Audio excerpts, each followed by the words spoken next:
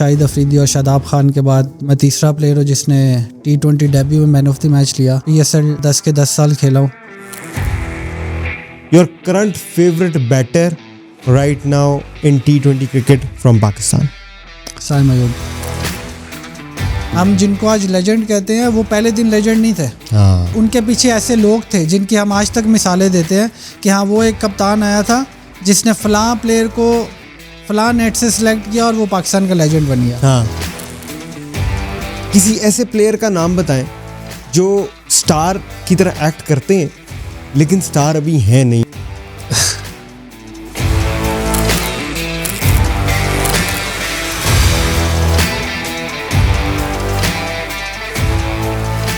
Hello and welcome two of topic season 3। I am your host Amir Hamza. जैसे Ufone 4G के पास data बहुत है वैसे हमारे पास भी बातें बहुत हैं इस पॉडकास्ट पे करने के लिए। और आज हमें बड़े ही खास गेस्ट ने ज्वाइन किया है जिनका नाम है हुसैन तलत। मिडिल ऑर्डर खेलते हैं, बॉलर भी अच्छे हैं, पाकिस्तान के ऑलराउंडर हैं, बड़े इम्पैक्टफुल प्लेयर हैं। फौरन से पहले उनको वेलकम करते हैं। अस्सलाम वालेकुम हुसैन, क्या हाल चाल है आपके? वालेकुम अस्सलाम, बिल्कुल ठीक ठाक। आप बताएं क्या हाल चाल है? ज़बरदस्त जी, वेलकम टू ऑफ टॉपिक। और आपका एक ऐसा जर्नी है जो बहुत सारे व्यूअर्स को नहीं पता, तो आपके लाइफ जर्नी से शुरू करते हैं। हुसैन, सबसे पहले तो ये बताएं कि क्रिकेट का रुझान कैसे हुआ, कैसे दिल किया कि यार क्रिकेटर बन जाना चाहिए? शाहदरा से मैं बिलोंग करता हूँ। लाहौर का एक इलाका है, हमारा अपना एक क्लब है। वहाँ पे मेरे अब्बा, ताया, चचा सब लोग क्लब क्रिकेट की हद तक क्रिकेट खेले हैं। मेरे कज़न है, खाला के बेटे जो अभी चेयरमैन है उस क्लब के। तो बस वहीं से उनको देख देख के शौक़ हुआ। और एज ए पाकिस्तानी किड हर बच्चे को शौक़ होता है क्रिकेट का। गली मोहल्लों में भी आप क्रिकेट खेल रहे होते हैं, तो बस उसी से शौक़ शुरू हुआ। बेसिकली मेरे जो भाई हैं, बड़े हैं जो मेरे से, वो पहले उन्होंने क्रिकेट शुरू की। तो अब्बा चाहते थे कि वो क्रिकेटर बने, तो उसको सुबह सुबह रोज़ उठा के ग्राउंड लेके जाते थे घर के पास। अच्छा। और मुझे स्कूल जाना होता था तो मैं भी ज़िद करता था कि स्कूल से पहले मुझे भी आप ले चलें, मैं भी थोड़ा टाइम स्पेंड करूँगा।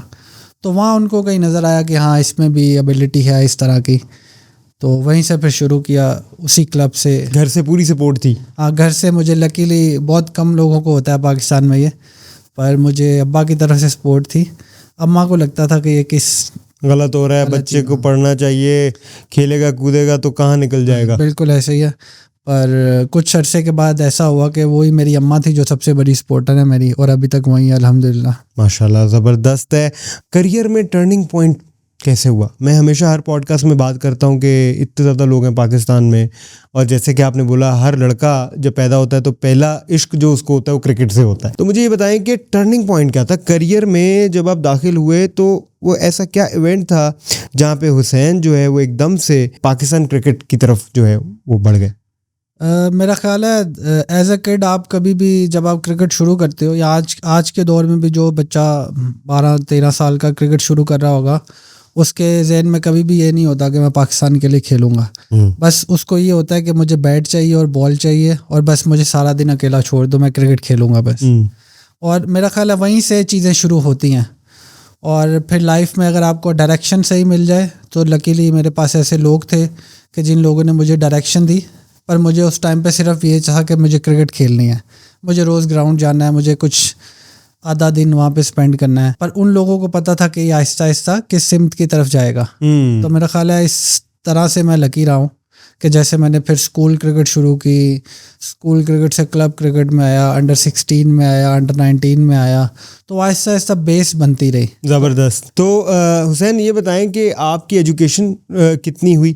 और क्योंकि जिस तरह से आप बात कर रहे हैं बड़े कैलकुलेटेड वे में बात कर रहे हैं और कुछ अल्फाज की चुनाव ऐसा कर रहे हैं कि लग रहा है कि एजुकेशन पे माँ बाप ने जो है ज़ोर डाल के रखा है। बिल्कुल, मैंने मास्टर्स किया UCP से, देखें ना, physical education and sports sciences में। वाओ। और उसके साथ साथ मुझे लगता है कि आप जब इस फील्ड में आते हो तो बहुत सी ऐसी चीज़ें होती हैं जो एज ए क्रिकेटर हमें नहीं पता होती, कैसे रहना है, कैसे बात करनी है। तो ऐसा बहुत से लोग जो हम सब लोग हमल फैमिली से मोस्टली आते हैं, तो आप ऐसा चीज़ें सीखते हैं, लोगों के साथ बाहर जाना, खाने पे जाना, बात करना। मुझे अभी भी याद है मेरा पहला इंटरव्यू जो आज तक कभी टीवी पे भी नहीं आया, वो मेरे से बोला ही नहीं गया था। वो कैमरा ऑन हुआ और सडनली मुझे, अब मैंने क्या बोलना है मुझे कुछ समझ नहीं आई, ब्लैकआउट हो गया। तो बहुत सी चीज़ें ऐसी हैं जो आप वक्त के साथ साथ चीज़ें सीखते हैं, ग्रूम होते और हो आप। क्रिकेट एक ऐसी चीज़ है जो आपको दिन ब दिन सिखाती है। बिल्कुल ठीक है। आप तो पॉज भी ऐसे ले रहे हैं कि मैं हिल जाता हूँ कि यार ये तो बहुत ही प्रोफेशनल आदमी आ गया मेरे आगे। ज़बरदस्त हुसैन, बेहतरीन। मुझे ये बताएं कि अब्दुल रज़ाक जो हैं उनका आपने एक इंटरव्यू में भी जिक्र किया था, तो थोड़ा सा बताएं कि आपकी जो गेम है, आपकी जो पोजीशन है, जिस नंबर पे आप बैटिंग करते हैं और आप बॉलिंग में भी जो इम्पैक्ट देते हैं, और पाकिस्तान के एक बहुत बड़े ऑलराउंडर थे अब्दुल रज़ाक, एक बहुत बड़ा नाम था, और हम हुसैन तलत को जब देखते हैं तो हमें लगता है कि यार ये वो पोटेंशियल है जो पाकिस्तान में वो एरिया को फिल कर सकता है और कर रहा है ऑलरेडी। जिस लेवल पे भी आप खेल रहे हैं अल्हम्दुलिल्लाह यू डूइंग ग्रेट। तो मुझे बताएं कि अब्दुल रज़ाक ने आपके करियर में क्या इम्पैक्ट दिया? जैसे मैंने पहले बताया, मैं शादरा से हूँ, और शादरा का एक बहुत प्रोमिनेंट नाम रहा है अब्दुल रज़ाक।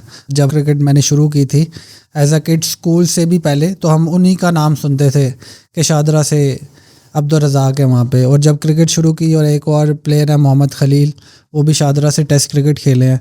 तो रज़ाक भाई का एक नाम इसीलिए प्रोमिनेंट है कि वो पाकिस्तान टीम में उन्होंने जिस तरह की उनकी सर्विसेज हैं, जिस तरह से उन्होंने परफॉर्मेंसेस की हैं, तो उनका एक नाम हमेशा जहन में हमारे शादरा के लोगों को रहता है। और लकीली मैं अपने आप को लकी समझता हूँ कि उनके बाद मेरा एक ऐसा नाम है कि जो लोग कहते हैं कि हमारे इलाके का ये एक प्लेयर वाह, जिसने पाकिस्तान को खेला, जो 10 साल हो गए PSL खेल रहा है, तो अल्हम्दुलिल्लाह। और रज़ाक भाई का एक वही मेन चीज़ कि वो इतने परफॉर्मर थे, और हर बंदा, जब हम ग्राउंड्स में जाते थे तो लोग उनकी मिसाल लेते थे। कुछ ऐसे लोग जो आपने शायद कभी क्रिकेट खेलते हुए भी ना देखा हो उनको, वो भी आपको वहाँ कह रहे होंगे कि हाँ, मैं रज़ाक भाई के साथ मैंने टेप बॉल खेली है इसी ग्राउंड में। जब वो कुछ नहीं खेले तो यहाँ आके प्रैक्टिस करते थे, हमारे साथ रात को बैठते थे, हमारी ये बातें होती थी। तो वो एक चीज़ थी जो मुझे बहुत इंस्पायर की थी। और बहुत बड़ा नाम क्रिकेट वर्ल्ड में, अगर आप अब्दुल रज़ाक की बात करें तो बड़े बड़े प्लेयर्स ने उनका जिक्र किया है, जो उनकी कंसिस्टेंसी थी स्पेशली। और अभी भी वो, अभी जब हमें कुछ अर्सा पहले ये जो लेजेंड क्रिकेट देखने को मिलता है, तो अब्दुल रज़ाक अभी भी बॉलिंग कर रहे होते हैं, उनका रन अप, वही सारी चीज़ें, तो रिदम अभी भी है। और मेरा ख्याल है कि यही बात है कि जब बेस इतनी स्ट्रॉन्ग हो तो आई थिंक उसमें फिर लॉन्जिविटी खुद ब खुद आ जाती है। बिल्कुल ऐसे ही है। रज़ाक भाई अभी पाकिस्तान क्रिकेट को एज ए कोच सर्व कर रहे हैं, और भी डोमेस्टिक में भी उन्होंने कोचिंग की है, PSL की भी कुछ टीम के साथ काम किया उन्होंने। तो गपशप होती रहती है उनसे अक्सर, और काफ़ी मज़ा आता है। तो मुझे ये बताएं कि थोड़ा सा वापस चलते हैं, हुसैन तलत कभी एक बच्चे भी होते थे, तो आपकी जब हम रिसर्च कर रहे थे तो हमने देखा कि आप अपनी एजुकेशन के साथ साथ आपकी एक शॉप थी, उसको भी आप लुक आफ्टर करते थे। आपके फादर की शॉप है, उसको आप लुक आफ्टर करते थे, उसको देखते थे। तो उस टाइम पे जब आप 15 साल के थे तो आपको लगता था कि यार एक दिन आएगा जब मैं पेशावर ज़ल्मी में खेल रहा हूँगा, पाकिस्तान के लिए खेल रहा हूँगा, और एक मतलब ऐसे ही फिल इन द ब्लैंक, एक ऐसी फिलर रोल नहीं, एक इम्पॉर्टेंट रोल को फिल किया होगा मैंने, लगता था उस टाइम पे? उस टाइम पे अगर मैं पीछे जाऊं तो मुझे अभी भी वो चीज़ें बहुत क्लियर है मेरी माइंड में। वो मेरी ज़िंदगी के 4 या 5 साल थे। मुझे अभी भी याद है, मेरे पास बाइक थी, सुबह उठता था मैं, और मुझे मुस्लिम मॉडल एक स्कूल होता था मिंटो पार्क में, जिसमें हमारे काफ़ी पाकिस्तान के क्रिकेटर, जैसे बाबर हमारी टीम में, वो भी उस स्कूल में खेले हैं, आमिर सुहेल खेले हैं, और बहुत से ऐसे टेस्ट क्रिकेटर, ODI क्रिकेटर जो कि उस स्कूल में क्रिकेट खेली है उन्होंने। स्पेसिफिकली क्रिकेट का ही स्कूल था। तो मैं उस स्कूल में जाना शुरू हो गया था। मुझे अभी भी याद है 7th स्टैंडर्ड्स के बाद मैंने अपना स्कूल छोड़ के उस क्रिकेट स्कूल को ज्वाइन किया था। और साथ साथ मेरे पे जिम्मेदारी थी कि हमारी एक स्पोर्ट शॉप थी वहीं पे, जो मुझे पूरी संभालनी होती थी। तो सुबह मैं निकलता था बाइक पे, ऊपर बैग रख के अपना, और बच्चे स्कूल जा रहे होते थे, हम लोग प्रैक्टिस पे जा रहे होते थे। बड़े मज़े के दिन थे वो। और प्रैक्टिस पे जाना सुबह कोई 7-8 बजे का टाइम होता था। वहाँ से प्रैक्टिस को 11 के करीब ख़त्म होती थी। वहाँ से मुझे सीधा अपनी दुकान पे आना होता था, दुकान खोलने के लिए। तो वहाँ से मैं सीधा वहाँ आता था। फिर एक हेल्पर था हमारे पास, वो आ जाता था, वहीं पे लंच किया, थोड़ी देर सो गए, रेस्ट कर लिया। फिर मुझे 2 बजे वापस उसी जगह पे, विक्टोरियस क्रिकेट क्लब काफ़ी फेमस रहा हुआ है, वहाँ से भी काफ़ी टेस्ट प्लेयर खेले। आमिर सुहेल भी उसी क्लब के थे। फिर इरफान फाजिल एक फास्ट बॉलर थे, वो इस क्लब के थे। तो मुझे वापस फिर क्लब की प्रैक्टिस के लिए जाना होता था, जो कि मगरिब तक चलती थी। तो मगरिब के बाद फिर मुझे सीधा वापस आना होता था दुकान पे। तो मैं सुबह से निकला था, सुबह प्रैक्टिस की, वापस आए, फिर क्लब की प्रैक्टिस पे गए, वापस आए, वहाँ फिर शाम को एक टीचर थे, वो पढ़ाने आ जाते थे, वही कुरान पढ़ाते थे, दुकान के अंदर ही चल रहा होता था ये सब कुछ। अच्छा। रात को 10 या 11 बजे हम लोग दुकान बंद करते थे और फिर मैं घर जाके सो जाता था। अरे और ये रूटीन मेरी रही है ऑलमोस्ट 4 से 5 साल। छुट्टी होती थी बीच में कि संडे वनडे ऑफ होता हो? छुट्टी ऐसा कोई इस तरह की नहीं होती थी। संडे को हाँ ये होता था कि हाफ टाइम मिल जाता था, कभी अब्बा आ जाते थे, कभी भाई आ जाते थे। पर ये था कि मुझे प्रैक्टिस पे जाने के लिए मेरा टाइम होता था कि मुझे उस टाइम पे जाना ही जाना है। अगर कोई क्लब का या स्कूल का मैच है तो वो पूरा दिन मुझे जाना ही जाना है। और उसके बाद मुझे वापस वहीं पे शॉप पे आना होता था, रात को बंद करा के ही मुझे जाना होता था। और मुझे लगता है कि वो जो 5, 6, 7, 4 साल थे वो सबसे इम्पोर्टेंट थे मेरी ज़िंदगी के, कि जिसने मुझे एक डायरेक्शन दी कि हाँ भाई सही है, एज छोटी है, मसला नहीं है, पर अगर आपके ऊपर जिम्मेदारी है और आपका एक पैशन है जो आपने करना है और साथ काम करना है तो आप कर सकते हैं। और उस टाइम पे कभी ऐसा फील भी नहीं हुआ कि हाँ मैं कोई और चीज़ कर रहा हूँ। मैं बहुत इंजॉय करता था उस चीज़ को कि मुझे क्रिकेट मिल रही है और स्पोर्ट्स शॉप ही है, उसमें भी सारा दिन क्रिकेट चल रही होती है, दोस्त भी आके बैठ रहे हैं। काफ़ी मेरा ख्याल है वो काफ़ी मज़े का टाइम रहा है मेरे लिए। ज़बरदस्त है हुसैन। हम रिसर्च कर रहे थे आप पे, ज़ाहिर है हमें पता था कि ऑफ टॉपिक के गेस्ट आने वाले हैं हुसैन, तो हमें ये पता चला है कि हुसैन तलत जो हैं वो बसंत पे डोरे वगैरह जो हैं उनका स्टॉल होता था, और पतंगबाजी के मामला जो हैं उसका स्टॉल होता था आपका। उसके अलावा जो ईद थी तो ईद पे भी आप चूड़ियाँ और इन चीज़ों का स्टॉल आपका लगता था। तो ये वाला जो पार्ट ऑफ लाइफ है ये किस फेज़ में था? और आज जब आप उस टाइम को याद करते हैं कि एक हुसैन तलत है वो पाकिस्तान को सर्व कर रहा है और एक तरफ वही हुसैन तलत जो है वो ईद के दिनों में चूड़ियाँ बेच रहा होता था, तो किस तरह से याद करते हैं उस टाइम को? बिल्कुल ये उसी टाइम की बात है। अगर आपने बात छेड़ ली है तो बहुत टाइम गुजर गया। ये वही टाइम है मेरा स्कूल क्रिकेट वाला जो स्पोर्ट्स शॉप थी। तो उसमें होता ये था कि फेस्टिवल था, बसंत आ गई, ईद आ गई, तो बसंत आती थी तो हम पतंगे और डोरे साथ एक अलग से शॉप रेंट आउट करके 1-2 महीने सीजनल काम चल रहे होते थे साथ। और अगर ईद आ गई है तो आप बेंगल्स और साथ फायरवर्क्स और ये चीज़ें रख लेते।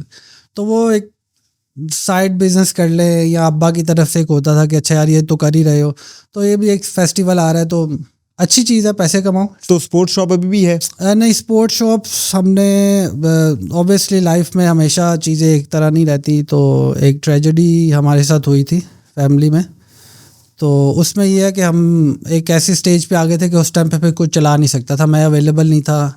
अच्छा। छोटा भाई जाता था अपनी स्टडीज़ के लिए, मैं क्रिकेट में इतना मसरूफ़ हो गया था कि टाइम ही नहीं था। तब मैं अंडर 19 के बाद फर्स्ट क्लास क्रिकेट में आया ही था, तो हमें वो बेचनी पड़ी। पर वो भी एक क्रिकेटर ही थे हमारे दोस्त।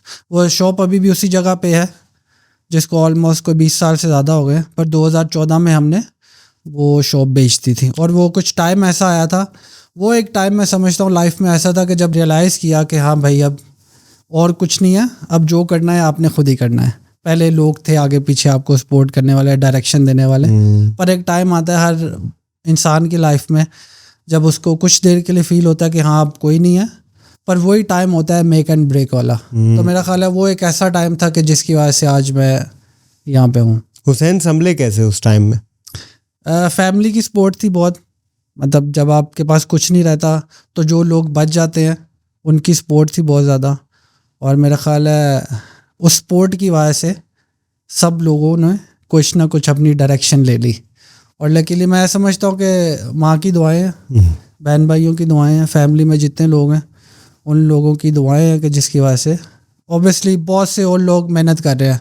हमसे बहुत ज़्यादा टैलेंटेड लोग क्रिकेट खेल रहे हैं अभी भी, और उस टाइम पे भी खेल रहे थे। पर मैं हमेशा समझता हूँ कि मैं प्रिविलेज्ड हूँ, मैं लकी हूँ कि अल्लाह ने मेरे लिए ऐसे रास्ते बनाए हैं कि जिसकी वजह से हमसे अभी भी बहुत गलतियाँ होती हैं। 2018 में मेरा डेब्यू हुआ और फिर बीच में मैं 1.5-2 साल तो टीम का पार्ट रहा, पर सडनली ड्रॉप हो गया। परफॉर्मेंसेस ऊपर नीचे हुई, कभी अच्छी कभी बुरी, कभी अच्छी कभी बुरी। लाइन बहुत लंबी है ना। हाँ, क्योंकि फिर भी मैं समझता हूँ कि जिस जगह में आ गया हूँ मैं अपने आप को लकी समझता हूँ कि मैं पाकिस्तान का प्लेयर वो हूँ जिसमें T20 में मेरे पास एक रिकॉर्ड है। शाहिद अफरीदी और शादाब खान के बाद मैं तीसरा प्लेयर हूँ जिसने T20 डेब्यू में मैन ऑफ द मैच लिया। PSL 10 के 10 साल खेला हूँ, सेम इम्पैक्ट के। तो बहुत सी ऐसी चीज़ें हैं बीच में जो मैंने गलत की हैं, मुझे रियलाइज़ होता है अब, पहले कभी नहीं होता था। बात भी नहीं करते थे कि हाँ हमें तो सब पता है। पर अब लाइफ के उस स्टेज पे है कि जहाँ कुछ लोग हैं डायरेक्शन देने वाले कि कुछ गलत कर रहे होते हैं जब, तो अल्हम्दुलिल्लाह। बड़ी जबरदस्त आपने बात की है। आगे बढ़ते हैं। दिल में है क्रिकेट और फोन में डेटा बहुत है, तो मुझे बताएं ये जो डेटा बहुत ज्यादा है इसका आप क्या करते हैं, इस्तेमाल में किस तरह से लाते हैं इतने ज्यादा डेटा को? आजकल तो डेटा यूज़ मैं कर रहा हूँ, यहाँ पे अपनी वीडियोस देख रहा हूँ। सही है। एक बार मैच में हम लोग जो अच्छा या बुरा करके आते हैं हाँ। वो देख रहे होते हैं।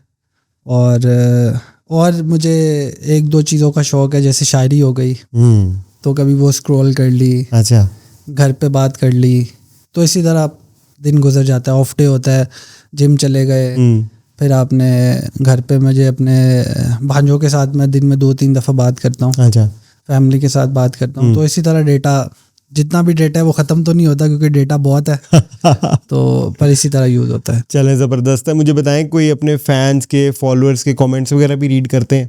नहीं, अब नहीं करता, क्योंकि मोस्टली मैंने देखा है, अगर आपने सोशल मीडिया पे भी देखा हो और भी लोगों को देखा हो, तो समहाउ जो कि काफ़ी मुझे अफसोस होता है बाकी प्लेयर्स को भी देख के जो अभी पाकिस्तान टीम में भी खेल रहे हैं, तो बहुत ज़्यादा तनकीद का निशाना बनाया जाता है आजकल। कोई भी बंदा उठ के आपके सोशल मीडिया पे कोई भी चीज़ लिख देता है। ऑब्वियसली आपकी फैमिली देख रही है, बहुत पहले नज़र आती थी चीज़ें कि हाँ लोग आपको अच्छा कह रहे हैं तो बहुत अच्छा फील होता था। हाँ, पर सडनली आपकी परफॉर्मेंस गंदी हुई है और वही बंदे ऐसी बातें कर रहे हैं कि आप महीनों आप वो आपके अंदर चलती थी कि यार ये मैंने क्या देख लिया। इतना इम्पैक्ट? बिल्कुल इफेक्ट होता है, ये सबको पता है, पर मुझे लगता है एज ए नेशन हमको मिल के इस चीज़ पे काम करना चाहिए। वो एक बंदा जिसके हाथ में सिर्फ एक इंस्टाग्राम या फेसबुक का कमेंट है, उसको भी इतनी जिम्मेदारी है, और वो लोग जो हमारे क्रिकेट के लेजेंड हैं उनकी भी इतनी जिम्मेदारी, क्योंकि वो टीवी पे बैठे हुए हैं। तो वो जो लोग, वो एक इंस्टाग्राम पे मैसेज करने वाला और एक ये टीवी पे बैठने वाला लेजेंड, इन सब की जिम्मेदारी और हमारी भी जिम्मेदारी कि हम पॉजिटिव वाइब्स एक दूसरे को दें। क्योंकि जब मैंने ये PSL में आके सीखा था, एक टीम मैनेजमेंट थी कि जिन लोगों ने हमें ये चीज़ फीड की, उससे पहले ये नहीं होता था। डोमेस्टिक में हम एक दूसरे को मजाक कर रहे होते थे, हाँ कि आज तो इतने पे आउट हो गया और तूने तो आज ये कर दिया, और हमें लगता था ये बहुत नॉर्मल है। पर जब हमारे साथ ही होता था, हमें अंदर कहीं ना कहीं वो चीज़ लगती थी जाके कि यार ये क्यों ऐसा बोल रहे, नहीं बोलना चाहिए। तब मुझे आके फील हुआ उस मैनेजमेंट के अंदर कि हाँ ये चीज़ हम गलत करते हैं। और मुझे अभी तक याद है बहुत से ऐसे नए प्लेयर्स जो PSL में आए, PSL 3-4 की बात है, ये 5 तक, जो ऐसी बात करते थे और मैं उन्हें सीधा मुंह पे बोल देता था कि ये नहीं बोलना।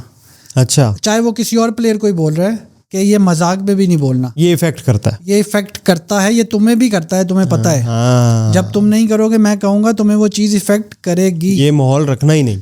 हम और कंट्रीज देखते हैं जिसकी आजकल बात हो रही होती है बहुत ज़्यादा, उनमें और हमें शायद डिफरेंस ही इस चीज़ का है कि वो मेंटली बहुत ऊपर चले गए हैं।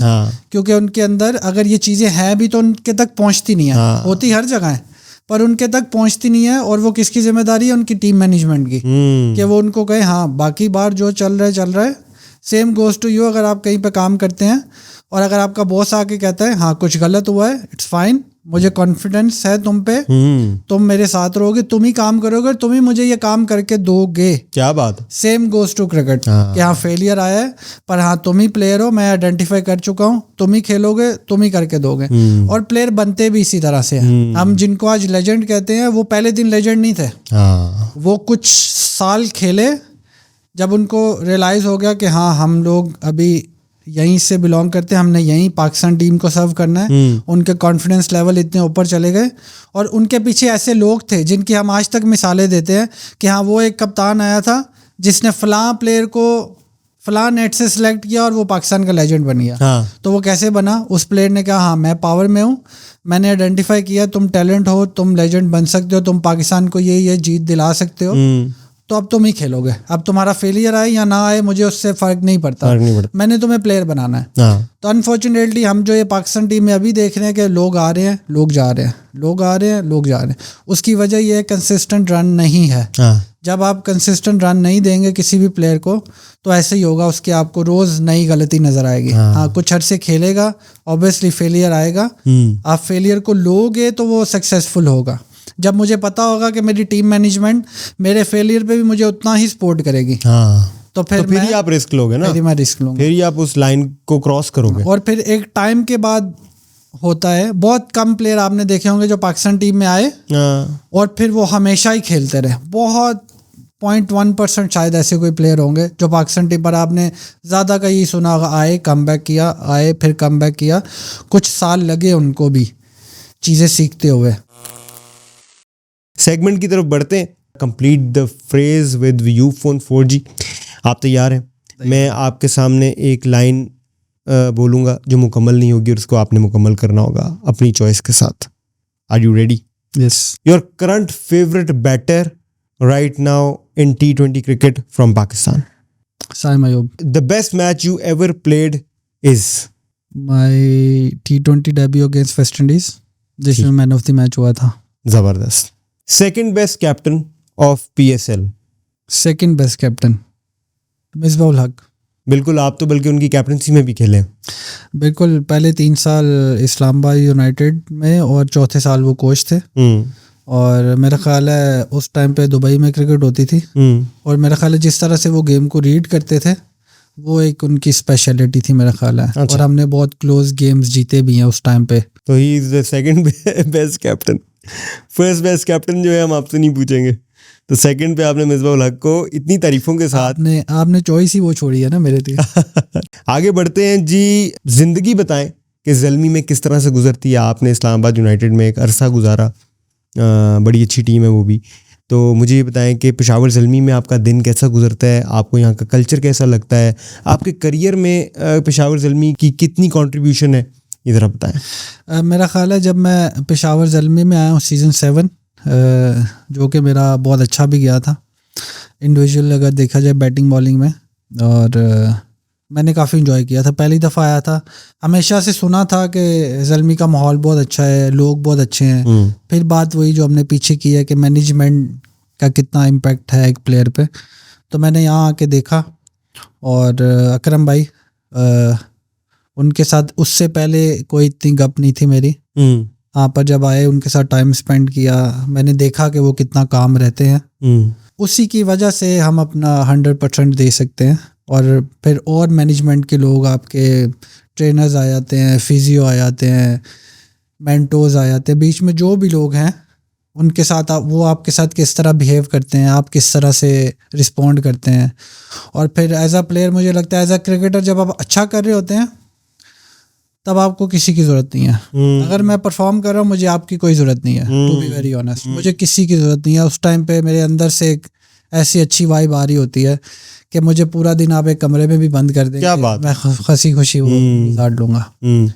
हाँ, मेन चीज़ होती है प्लेयर की लाइफ में जब उसके ऊपर फेलियर आता है, वो टाइम होता है जब आपकी मैनेजमेंट और जिन लोगों के सराउंडिंग्स में आप रह रहे हो, खेल रहे हो, क्योंकि कोई 40-45 डेज़ का PSL होता है, तो वो टाइम होता है कि आपके लोग जो कहते हैं कि हम आपके साथ हैं, तब पता चलता है वो कितना आपके साथ हैं। अच्छा। और जो जिन लोगों से आप बात करना पसंद करते हो कि हाँ अभी ये चल रहा है, 1 या 2 या 3 मैच मेरे अच्छे नहीं गए तो मैं ये फील कर रहा हूँ, तो वो आपको कॉन्फिडेंस देते हैं, हाँ तुम कर सकते हो, तुमने पहले भी किया है।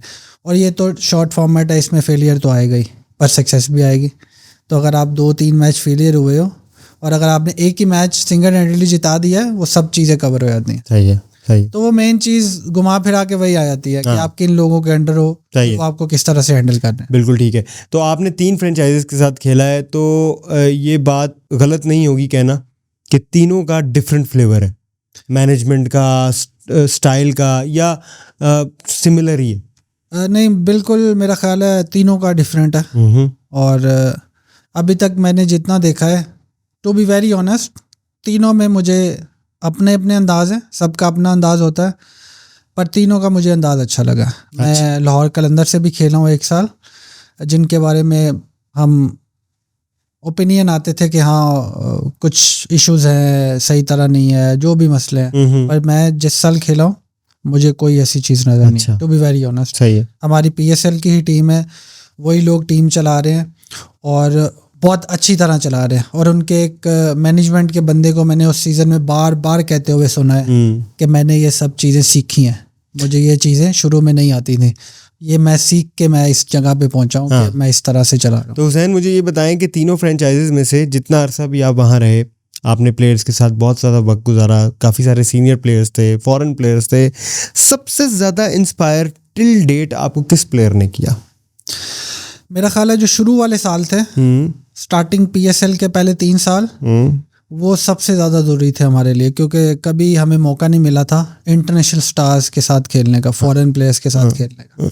तो लकीली डीन जॉन्स सबसे पहला नाम मैं लूँगा, जिन्होंने मुझे बहुत इंस्पायर किया। जब मैं पहले 2-3 साल वो इस्लामाबाद यूनाइटेड के हेड कोच थे, उन्होंने मुझे बहुत इंस्पायर किया। मुझे अभी भी याद है वो बंदे ने, हम हांगकांग में एक टूर्नामेंट खेल रहे थे और उसके बाद PSL थी और हमारी टीम वो बुरी तरह हारी, किसी ने भी परफॉर्मेंसेस नहीं की, और वो बंदा रात को डिनर पे बैठ के कह रहा है कि ये हुसैन तलत है, he is going to play for Pakistan after this PSL। अच्छा, मार्क माई वर्ड्स, ये उसके अल्फाज थे। और भी लोग बैठे हुए थे और वो सब उसका मुंह देख रहे थे कि ये क्या कह रहा है। और PSL 3 हम लोग जीते। उसके फौरन बाद 10 साल के बाद वेस्ट इंडीज टीम पाकिस्तान आई, जिसमें मेरा डेब्यू हुआ। क्या बात है, ब्यूटीफुल, ज़बरदस्त जी। चले, और कोई प्लेयर भी थे जिन्होंने आपको इंस्पायर किया? बिल्कुल, शेन वॉटसन थे। और मेरा ख्याल है मैं ऑलराउंडर हूँ, तो उनसे भी मैंने बहुत सी चीज़ें सीखी हैं। आंद्रे रसल थे हमारे साथ शुरू में, उनसे बहुत चीज़ें सीखी। और जो उस टाइम की मैनेजमेंट थी, उनसे मैंने एक डिफरेंट चीज़ सीखी जो आज तक मैंने अपनी डोमेस्टिक में किसी से नहीं सीखी थी, और आज तक वो अप्लाई कर रहे हैं। आज तक मैं अप्लाई कर रहा हूँ, जिसमें एक मेन चीज़ ये आती है कि हम किसी भी प्लेयर को मुंह फट के कह देते हैं तूने तो आज ये कर दिया, आज तो अच्छा, ये आपने उधर से सीखा था? ये मैंने वहाँ से कि ये नहीं करना, कि आप ये नहीं कर सकते। अच्छा, ये सिर्फ आपकी क्रिकेट में अप्लाई नहीं होता, ये आपकी लाइफ में, आपके घर वालों के साथ, आपके दोस्तों के साथ, आपके कोलीग्स के साथ भी ये चीज़ बहुत इम्पैक्ट करती है कि अगर किसी का बुरा दिन चाह रहा है या अच्छा नहीं कर रहा, तो आप उसके पास जाएं, उसको कॉन्फिडेंस शो करें उसमें कि तुम भाई ये कर सकते हो, सही है, बुरा दिन है, फाइन, थोड़ा टाइम गुजरेगा, काम करते रहो, तुम्हारा अच्छा टाइम आएगा। और जब उसका अच्छा टाइम आएगा, फिर वो आपको याद करेगा कि वो एक बंदा था जिससे मुझे आके ये बात बोली थी। बिल्कुल। अच्छा हुसैन, आपके बारे में मशहूर है कि आप अपना जो कामनेस है ना, उसको हमेशा काबू में रखते हैं। आप हमेशा काम रहते हैं, और कोई जो मर्जी आपको कह ले, स्लेजिंग कर ले, कुछ भी कर ले, आप आगे से हंस पड़ते हैं। तो मुझे ये बताइए, आप किस तरह करते हैं? अपने आप को इतना ठंडा कैसे रखते हैं ग्राउंड में? मेरा ख्याल है ये नेचुरल है चीज़, कि मैं वैसे भी, मुझे कम बोलने की आदत है। हार्डली आप मुझे देखेंगे कि मैं बात भी ज़्यादा कर रहा हूँ। हाँ, जो जिन लोगों के साथ कंफर्टेबल हूँ उनके साथ सही है। और ग्राउंड में भी कभी ऐसा हो जाए तो मैं ज़्यादा बॉदर नहीं करता, मैं स्माइल पास कर देता हूँ। अच्छा। इवन अगर कोई ऐसी चीज़ चल भी रही है, स्लेजिंग या कोई और चीज़, तो मैं स्माइल पास करता हूँ, उससे सारी चीज़ें काम डाउन हो जाती हैं। क्या बात। और काम डाउन ना भी हो तो अगर मैं स्माइल कर रहा हूँ तो सामने वाला बॉलर और गुस्से में आ जाता है। अच्छा। तो वो इवेंचुअली मेरे फ़ायदे में ही जाता है हमेशा। ज़बरदस्त। इसलिए आप जब खेलते भी हैं, बड़ी आपकी टेक्स्ट बुक शॉट्स होती हैं, और लग रहा होता है कि आप बड़े आराम से, मतलब एफर्टलेसली खेल रहे होते हैं, मेहनत नहीं करनी पड़ रही होती। जब हम आपको देखते हैं ना ग्राउंड में या टीवी के ऊपर जब आप खेल रहे हैं, तो बड़ा इजी लग रहा होता है। जैसे हुसैन तलत के लिए कोई इशू ही नहीं है खेलना। बस ये मेरा ख्याल है नेचुरल है, टाइम के साथ साथ ये चीज़ें अंदर आती हैं, और हर एक का अपना नेचर होता है। कुछ लोग बहुत अग्रेसिव होते हैं। हाँ, बॉलिंग में मैं कई दफ़ा अग्रेशन दिखाता हूँ, और मैं जानबूझ के दिखाता हूँ। हाँ, वो ज़रूरी भी है। तो वो मैं खुद जानबूझ के कई दफ़ा दिखाता हूँ। आउट किया है तो सेलिब्रेट किया। अगले सेगमेंट की तरफ बढ़ते हैं। बड़ा ही मज़ेदार सेगमेंट और लोगों को बहुत ही पसंद। इसका नाम है सच, मिर्च और Cheezious peri peri pizza.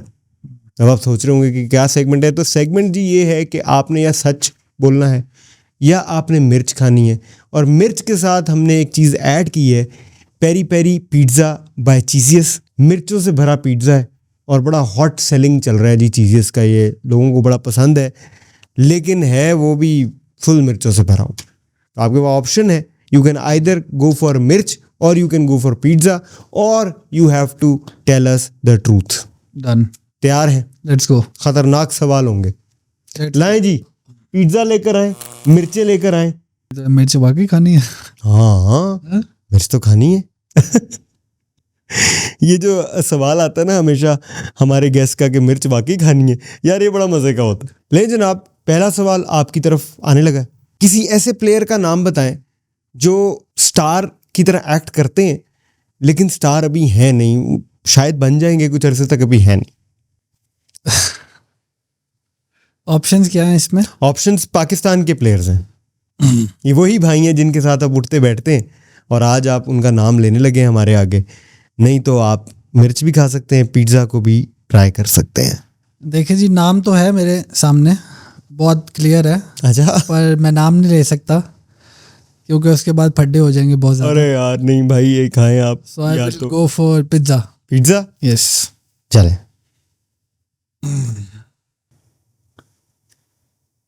Pizza के लगता है कि आप शौकीन हैं शायद। शौकीन हूँ मैं, पर चीट मील में आता है ये, तो आज आपने मेरा चीट मील करा दिया और अगले 2 महीने तक। और 2 महीने cheat तक meal नहीं कर सकता मैं। ओए 2 महीने तक व्यूअर्स अब हुसैन तलत जो हैं वो किसी किस्म का फास्ट फूड नहीं खा रहे होंगे, क्योंकि ऑब्वियसली फिटनेस मेंटेन करनी होती है। तो हुसैन मुझे ये बताएं कि मिर्चें कितनी थी?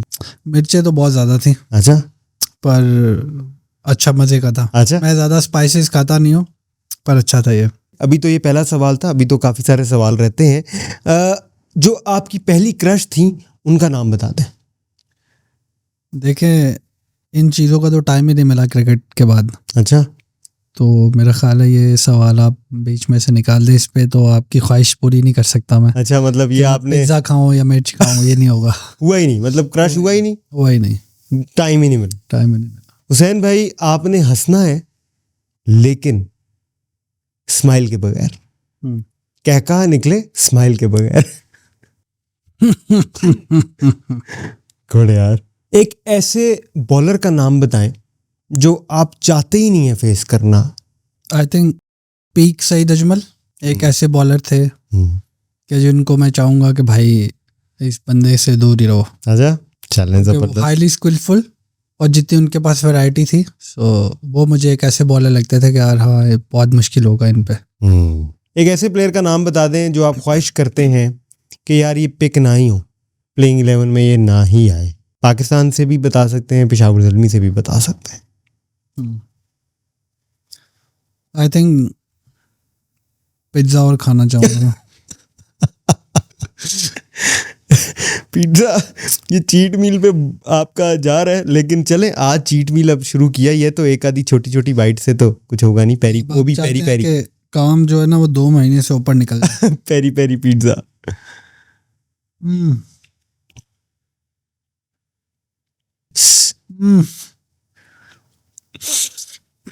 आप मिर्चें खाते भी नहीं है ना, मिर्चों वाली चीजें, और इसमें कुछ स्पाइसी ज्यादा है। यस। चले, ये सेगमेंट हमारा हुआ खत्म। आपने आई थिंक बिल्कुल ठीक लेफ्ट किए, प्रॉपरली वेल लेफ्ट। सवाल बहुत हैं और ये है जी रैपिड फायर। सवाल आपकी तरफ आएंगे, आपने फौरन इसके जवाब देने। सो यूफोन की तरफ से, so are you ready? Ready. Second fastest bowler in the world? Shaun Tait. Who won the T20 World Cup for Pakistan in which year? 2009 में यूनुस भाई। Favorite batter? Kumar Sangakkara. Favorite bowler? Wasim Akram. Best captain for Pakistan? Imran Khan. बिल्कुल ज़बरदस्त हो गया जी, ये हमारा segment हुआ है ख़त्म। हुसैन, मुझे ये बताइएगा कि अगर आपको सजेशन देनी पड़े अपने पाकिस्तान के प्लेयर्स को, तो आप किसको सजेशन देना चाहेंगे और सजेशन क्या होगी? बाबर आजम को।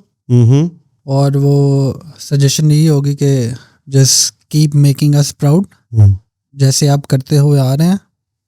हम सब चाहते हैं, एज ए क्रिकेटर बात नहीं कर रहा, एज ए पाकिस्तानी बात कर रहा हूँ, हम सब चाहते हैं आप पाकिस्तान के लिए परफॉर्मेंसेस जैसे करते आ रहे हैं वैसे ही करें। एज अ कोलीग मैं उनके साथ स्कूल क्रिकेट भी खेला हूँ, पेशावर में भी वो कप्तान है, और भी काफ़ी जगह खेला हूँ, पाकिस्तान टीम में भी खेला हूँ। और मैं चाहता हूँ कि वो पाकिस्तान के लिए ट्रॉफी जीतें ICC की, इंशाल्लाह।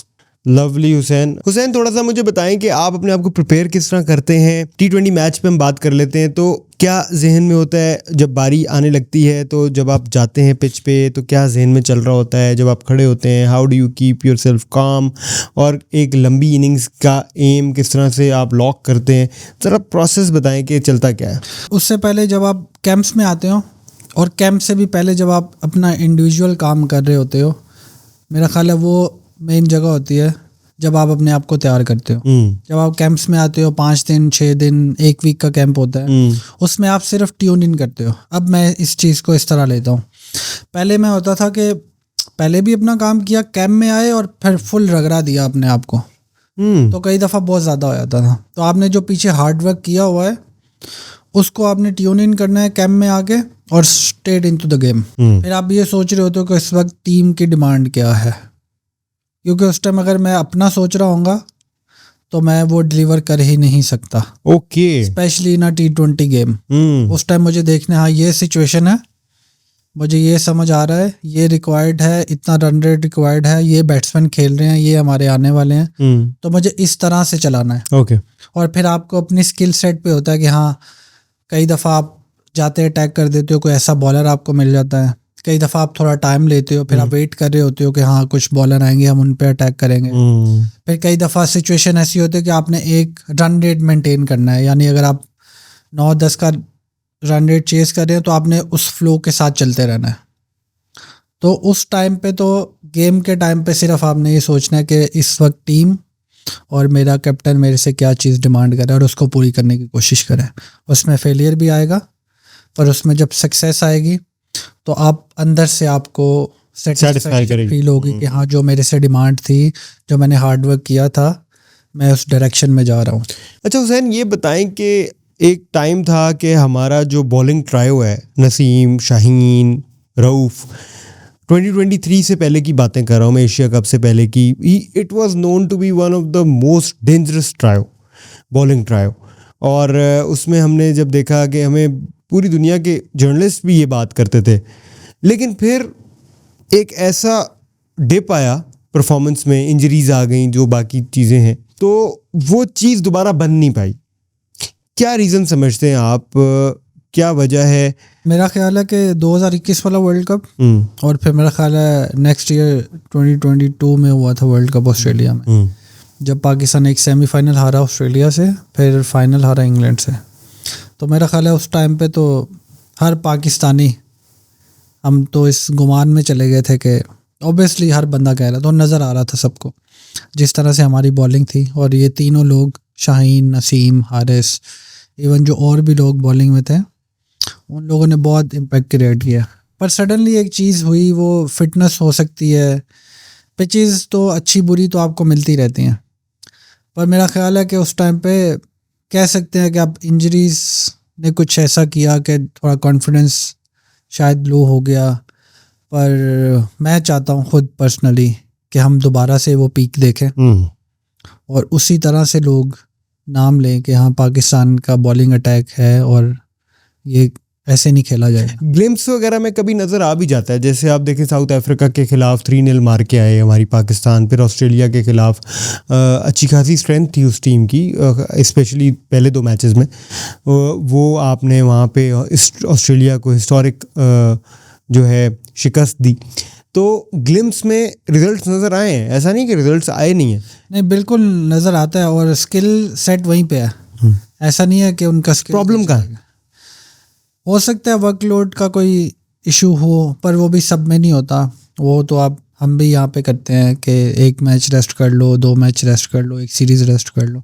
डोमेस्टिक में ये बहुत ज़्यादा किया जाता है फास्ट बॉलर। मैनेजमेंट के चेंज होने का भी फ़र्क है, हो सकता है, बदल हो सकता है ये चीज़ इम्पैक्ट कर रही हो, पर मैं खुद से चाहता हूँ कि हम दोबारा वो चीज़ देखें। Obviously. मैं बहुत होपफुल हूँ कि आप बहुत जल्दी देखेंगे, जैसे ये तीनों लोग अब बॉलिंग आप इनकी देख रहे हैं जिस तरह से चल रही है, और जिस तरह से स्पेशली ये लोग हार्ड वर्क करते हैं, क्योंकि लोग बैठे हुए कोई भी बात कर देते हैं, पर जो पीछे हार्ड वर्क है, मैं खुद देखता हूँ, आप खुद देखते हैं कि अभी सीरीज खत्म हुई, नेक्स्ट डे ये लोग अपना इंडिविजुअल वर्क करने के लिए पहुंचे होते हैं। हाँ, तो हार्ड वर्क, अगर वो अभी भी इस स्टेज पे है, तो वो कुछ ना कुछ ऐसी चीज़ कर रहे हैं। हाँ। बात कर लेते हैं अगले सेगमेंट की, और ये सेगमेंट जी बड़ा ही इंटरेस्टिंग सेगमेंट है जिसका नाम है गोबीज वर्ल्ड 11। आपने T20 वर्ल्ड कप 2026 के लिए ड्रीम टीम बनानी है। हर टीम में से आपने 2 प्लेयर्स जो हैं सिलेक्ट करने हैं। हर टीम से मेरा मतलब है कि हर इंटरनेशनल टीम में से आपने 2 प्लेयर सिलेक्ट करने हैं और उसकी एक वर्ल्ड 11 बनेगी। ओपनर से शुरू करते हैं। विराट कोहली को ओपन करा रहे हैं, ठीक है। इंडिया से आपने एक जो लड़का है वो रख लिया है अपनी टीम में, और एक आप 11वें नंबर पे बॉलर लिख लें, जसप्रीत बुमराह। लें जी, 11वें नंबर का बॉलर आपने अभी से ही दे दिया। साइम अयूब को देख रहे हैं आप ओपन करते हुए अपनी ड्रीम टीम में? यस, 100%। हम पाकिस्तान से कुछ 6-8 प्लेयर नहीं डाल सकते? नहीं, अब आपके पास सिर्फ एक प्लेयर रह गया पाकिस्तान से डालने के लिए। तो साइम अयूब एंड विराट कोहली की ओपनिंग जी बड़ी डिफरेंट किस्म की ओपनिंग आपने करवाई है। लेफ्ट राइट कॉम्बिनेशन कराया है, एक एंकर वाला रोल में मामला डाला है। एक एशिया में आ रहा है ना, तो हमें लेफ्टी राइट अरे जबरदस्त चाहिए होगा। नंबर 3 पे मेरा ख्याल है आप पूरी दुनिया की जो एक ख्वाहिश है वो पूरी कर दें। वो आप सोच भी रहे होंगे अगर आप विराट और बाबर को एक ही टीम में खिला लें। बिल्कुल, आपने मेरे दिल की बात की है, यही नाम लेना था। मुझे लग रहा था कि ये नाम आने वाला है नंबर 3 पे फॉर श्योर। ले जनाब, पाकिस्तान के भी 2 प्लेयर्स आपके चले गए, इंडिया के भी 2 प्लेयर्स आपके चले गए। नंबर 4 पे किसको खिलाएंगे आप? जॉस बटलर नंबर 4 पे। बटलर आ गए नंबर 4 पे इंग्लैंड के। Number 5 Ben Stokes. हो अगेन अ लेफ्टी।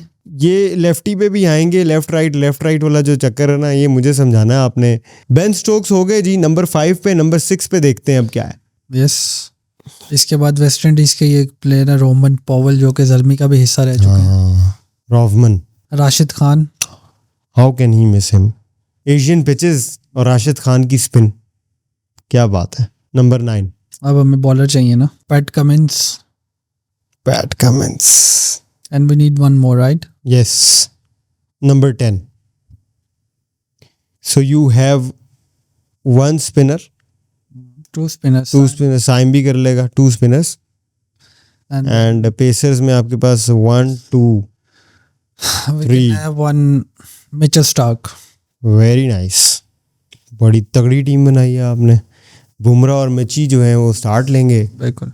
और पैट कमिंस भी हैं आपके पास, फिर राशिद आ जाएंगे खान। हाँ, इंटरेस्टिंग, बड़ी कूल टीम है, बड़ी बैलेंस्ड है।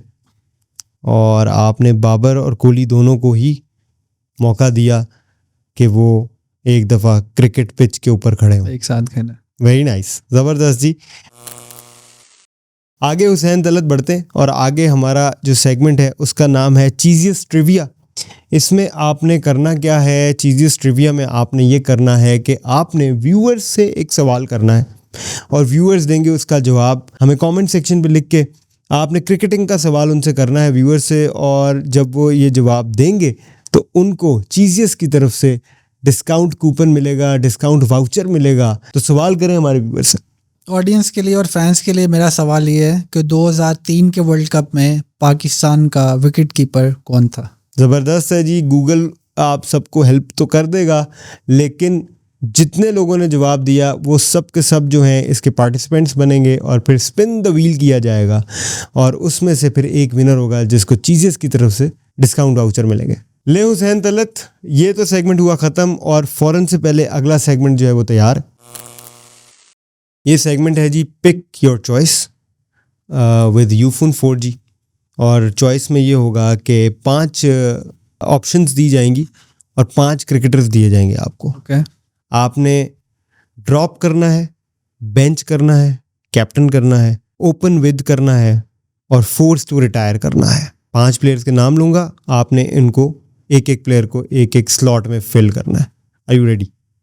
ठीक है, प्लेयर्स के नाम लूँगा। बाबर आजम, शादाब खान, शाहीन शाह अफरीदी, सरफराज अहमद, साइम अयूब। सबसे पहले कैप्टन चुन लें, किसको चुनेंगे? और वो इस सारी रेस में से भाई बाहर हो जाएंगे। कैप्टन बाबर आजम। ठीक हो गया। बेंच किसको करेंगे? बेंच करना है, और बेंच बाद में कर लेते हैं मेरा ख्याल, अगर आप चाहते हैं। रिटायर पे कर लेते हैं रिटायर पहले करना चाह रहे हैं? ठीक है, फोर्स टू रिटायर आप सैफी को कर रहे हैं। वैसे ही रिटायर हो चुके हैं तो ये मैंने मेरे लिए बहुत इजी क्वेश्चन था। ओके, मुझे लगा कि आप शायद उनके साथ ओपन करना चाहेंगे। एक होता है ना लेजेंड के साथ ओपन, लव टू, मैं खेला भी उनकी कप्तान, लेकिन आप रिटायर कर रहे तो हैं। अब वो रिटायर हो चुके हैं तो सेफ ऑप्शन। Safe option. ठीक है जी, आपके लिए हमने सेफ हेवन रखा हुआ था। अब आते हैं थोड़ी मुश्किल डिसीजंस की तरफ। तो पहले बताएं कि बेंच किसको करेंगे। ऑप्शंस हैं, रह गई शादाब खान, शाहीन शाह अफरीदी, साइम अयूब। शादाब खान को बेंच करेंगे, ठीक है। ले जी, तो मुश्किल डिसीजंस की तरफ चलते हैं। तो हमारे पास जो दो ऑप्शन रह गई हैं वो है एक ओपन विद और एक ड्रॉप, और दो प्लेयर्स जो रह गए हैं वो हैं साइम अयूब और Shaheen Shah Afridi. I think 2 option छोड़ी हैं और वो तो बिल्कुल समझ ही नहीं आ रही, जा ही नहीं रही। तो मेरा ख्याल है पिज़्ज़ा आपने मुझे काफ़ी ज़्यादा खिला दिया, अच्छा, तो अब मैं मिर्ची खाने के लिए तैयार। अच्छा, जवाब नहीं देना चाहते आप, नहीं बताना चाहते कि आप किसको ड्रॉप करेंगे। साइम अयूब एंड शाहीन शाह अफरीदी दोनों को आप ड्रॉप नहीं कर सकते, जिसकी वजह से आपने फैसला किया कि आप वो जो पहले सेगमेंट गुजरा था वो सेगमेंट वापस आए और आप मिर्च खाएं। बिल्कुल, आप और भी किसी से पूछते तो आप इनको ड्रॉप नहीं कर सकते, तो मेरा ख्याल है यार मिर्ची सेफ ऑप्शन है मेरे लिए। आई थिंक बिल्कुल सेफ ऑप्शन है, और आपको हमें इसलिए खिलानी पड़ेगी ताकि जब भी हम आगे किसी से इंटरव्यू करें तो कोई ये ना कहे कि यार आपने हुसैन को तो वहाँ पे सेगमेंट में जाने दिया था। तो भाईजान मिर्चें ले आओ, मेरा ख्याल है मिर्च भी टेस्ट कर लें। हमारे सेट की मिर्चें मैंने सुना है कि बड़ी अच्छी होती हैं, फ्रेश होती हैं।